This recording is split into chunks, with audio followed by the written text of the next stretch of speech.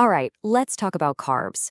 For what feels like forever, they've been public enemy number one in the food world, right? Blamed for everything from weight gain to brain fog, you name it. But is that the real story? I mean, you scroll through TikTok or Instagram and it's all cut carbs this, keto that. It's sold to us as the secret key to that health glow up. For years, the message has been super clear. Carbs are the enemy of weight loss. So, today, let's just hit pause on all that noise and actually dig into what's really going on. Okay, first up, the carb villain story. Let's get real. We all know this narrative. We've probably even tried it. The story is simple. Carbs make you gain weight, they make you tired. And you know what? Simple stories are really, really easy to believe. But check this out. This one thought just kind of blows up the whole argument. Seriously, think about it for a sec.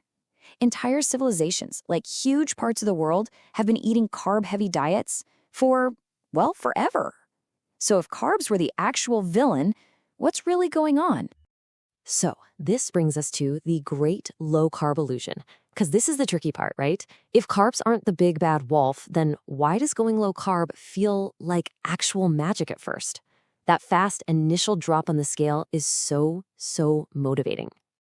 Come on, be honest. Have you ever done this? You cut out bread and pasta for a few days, you hop on the scale, and bam, the number just nosedives. It feels amazing, like you've totally cracked the code.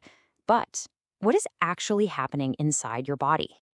Well, it's basically a two-part magic trick. First, you get the water weight whoosh. Here's the deal. For every gram of carbs your body stores, it holds on to like 3 or 4 grams of water.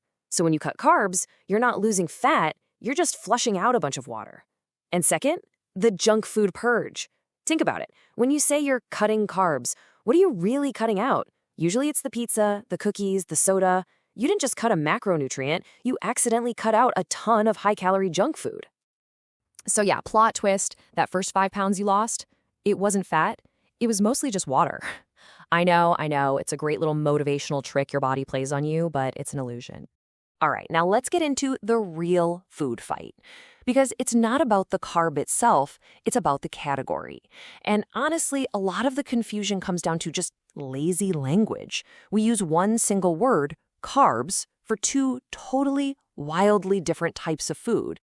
Okay, look at this. On one side, you've got what we think of as carbs, the white bread, the soda, the cookies, basically ultra-processed stuff. Then, on the other side, you've got whole food carbs, potatoes, lentils, fruit, oats, foods that people have been eating forever. Calling both of these carbs and treating them the same, it's like saying a chihuahua and a wolf are the same animal because they're both dogs. It's just not the same thing at all. Let's get a little nerdy for a second, but stay with me. All a carbohydrate is a molecule that gives your body glucose. That's it. It's not some evil villain. It's literally just energy. It's your body's #1 absolute favorite fuel source. Your brain alone crushes about 120 grams of it a day just to, keep the lights on and help you scroll through memes. So this gets us to the real issue. It's the ultra-processed foods. The stuff that's scientifically engineered in a lab to make you want to eat the whole bag. These things are packed with calories, low on nutrients, and here's the kicker. They exist for proteins and fats too. The problem was never the potato. It's the Pringle, designed so that once you pop, you can't stop. All right, next up, let's get some proof from around the world. This is a massive reality check from modern diet culture. So if you don't believe me, let's look at millions of people who somehow missed the memo that carbs are supposed to be bad for you. And we're not talking about ancient history here. This is happening right now. All over the globe, there are entire thriving cultures powered by carbs. I mean, look at Japan with their rice-based diets, or Okinawa, where they live forever on sweet potatoes, rural India with lentils and roti, the Mediterranean. For centuries, these places had super low rates of the chronic diseases we struggle with today. And then what happened? Ultra-processed Western food showed up. The problem wasn't their traditional rice and beans, it was the fast food chain that moved in down the street. 85%. Let that just sit there for a second. 85%. One of the longest living, healthiest groups of people on the entire planet got 85% of their calories from carbs. I mean, if that one single fact doesn't just completely shatter the whole carbs are evil myth, I honestly don't know what will. Okay, so where do we go from here? It's time to start asking way smarter questions. Let's ditch the fear and actually build a better way to think about this stuff. First things first, we have to stop asking, should I eat carbs? It's a bad question. It's a total trap that forces you into a yes or no answer. And nutrition is just not that simple. We need to get way more nuanced.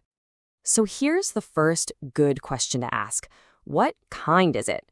Did this come from a plant? Or did it come from a different kind of plant? Is it a potato from the ground or a potato chip from a factory? Question number 2, how processed is it? How far has it traveled from its original form? Think about an apple versus apple juice. The apple has fiber, it fills you up. The juice, it's basically just sugar water with all the good stuff stripped out. Processing matters a lot. And the third smart question, what am I eating with it? Context is literally everything. A bowl of plain pasta is one thing, but that same pasta with some grilled chicken, a ton of veggies, and a healthy olive oil sauce, that's a completely different meal. You're adding protein, fiber, and fat to balance it all out. This right here is so important. When we just follow simple, restrictive rules, health isn't about understanding your body anymore. It just becomes about obedience. You're just following orders from some diet guru instead of actually learning what works for you. And that's really the question I want to leave you with. After all this, do you think the problem is really an entire food group that has sustained humanity for millennia? Or is the real problem a diet culture built on fear? Maybe the villain isn't on our plate at all. Maybe it's the bad advice we've been fed for years.